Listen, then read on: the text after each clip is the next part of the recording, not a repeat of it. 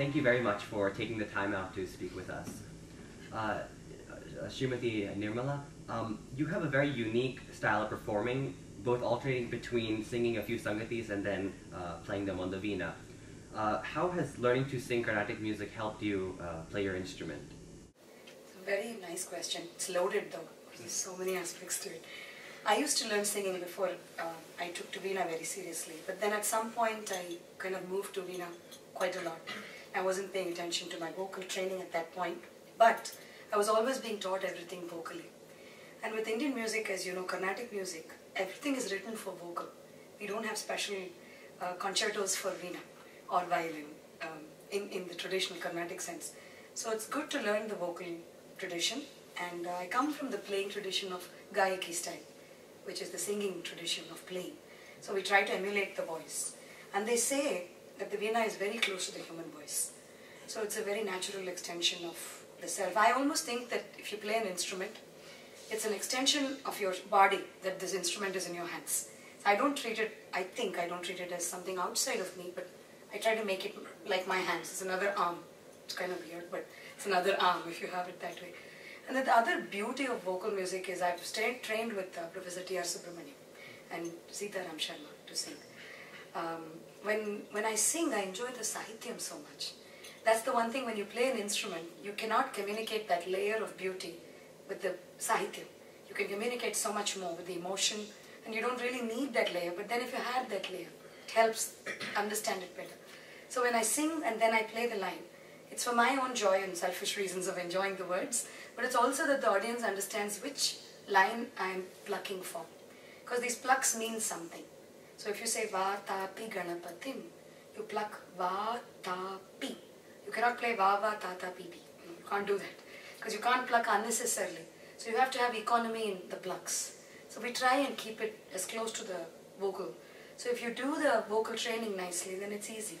That's the sahityam part. And the singing is to do with the breath. So the plucking when... So we try to pluck. With minimal plucking, we try to give the breath on the veena. So I think that's a very good guide. Because you can't keep... You do pluck a little more than you would sing that phrase with one breath. You'd maybe need 3 plucks to do it. But we don't have a bow like Ranjani does here. Sometimes I wish I could do this. Because the continuity is achieved by the bow. But I don't have that. That's the beauty of the pluck. That's the beauty of the pluck, right? It has its short duration life, which we try to sustain by keeping it close to the vocal tradition. But we also have the beauty of that short term when you play Tana. You can do that. So the emphasis through the pluck, how is that different from emphasis through the bow? I think they sustain, but they sustain more. We are able to sustain, but we do the same thing. Yeah. Va, ta, pi. Upper, down, bow, right? But the pluck has more strength. Yeah, she can do that. But no, with the bow also I can do it, but maybe I cannot stress as much as she does. The power of the pluck. Yes, the power of the pluck is much more. Yeah. But then I have, like the violin has more sustenance. Yeah. So it's each instrument has its beauties and its other things that we try to overcome.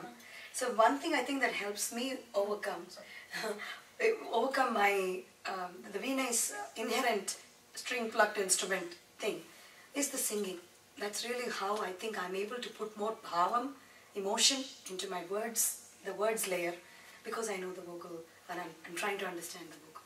It's eons of learning left to go, that we all know, right? Sriram, sir, is there a distinct difference between playing for an instrumentalist versus a vocalist? Absolutely. I mean, just as she said, she's trying to explain that there is words to it. When she's trying to explain those words on the veena, the mridangist has to be really subtle in terms of being very supportive. Veena is not a very loud instrument, it's a very mellow instrument, it really needs amplification for it to be heard. So, you cannot do a lot of stuff, that you would normally go with a vocalist. So yes, it is a world apart of playing for the veena or the violin for that matter. Yeah, because you don't actually hear the sahityam. Like if she wouldn't have been singing today and if there were songs that I didn't know, I wouldn't really be able to accompany as well as I would have had it been vocal. So you have to be really watchful and then maybe go with the plucks and saying, okay, probably that's what the sahityam is. When you're singing, you are able to distinctly hear it, but when you're playing for the instrument. Another thing is you need to know the song more if you are accompanying the veena as a mridangist. If I don't know the song, then I cannot be, give space for, that expression. And is there any change with the ghatam? Same thing applies to ghatam as well. Particularly, I'll play more with the bass sounds of the ghatam. Ghatam is predominantly treble sound, but it has a bass component as well. So when I'm playing for an instrument like the veena, I use more of the bass playing on the mouth of the ghatam, or using the base of my wrists. That's not as high and in treble sound, and so people can. So it actually blends nicer with the music. There are certain times where you have to use the treble as well to create an impact. I was just thinking also maybe the human ear is more tuned to the human voice and the human words compared with other instruments, and maybe that's why you have to. The instruments the other percussion instruments, when they're playing for melodic instruments, you have to play softer because the human ear is probably more tuned for hearing the words. Depends on the audience that we are playing to. So if it's an audience very familiar with Carnatic music and vocal Carnatic music, then they're expecting the Sahityam. I play a lot to non-Carnatic music familiar audiences. And there, the language that is spoken is the language of emotion. They love instrumental music because they appreciate it for what it is providing. They're not looking for the Sahityam there. Yes, if you explain what the song is about and give them a little background on what is the emotion behind the song, that helps. But the melody alone, the ragam alone, the rhythm alone can take it through. That's my experience. So what we're talking about is the very familiar fact for the audiences is the Sahityam. When it is not such a familiar fact, then everything will still work very well because they have come with a different expectation. So it's really what is the expectation here among the audience community. Sriram, receiving a doctorate from Carnegie Mellon University and now on the faculty at Yale University, how have you balanced your time between music and education? Because a lot of kids across the nation who learn Carnatic music have that trouble, and if you have any advice for them. It's a very tough question. Maybe I don't know the answer to. I just do it. I think music has been there with me from a very young age. My mother and grandmother, they sing, and my brother plays the mridangam as well.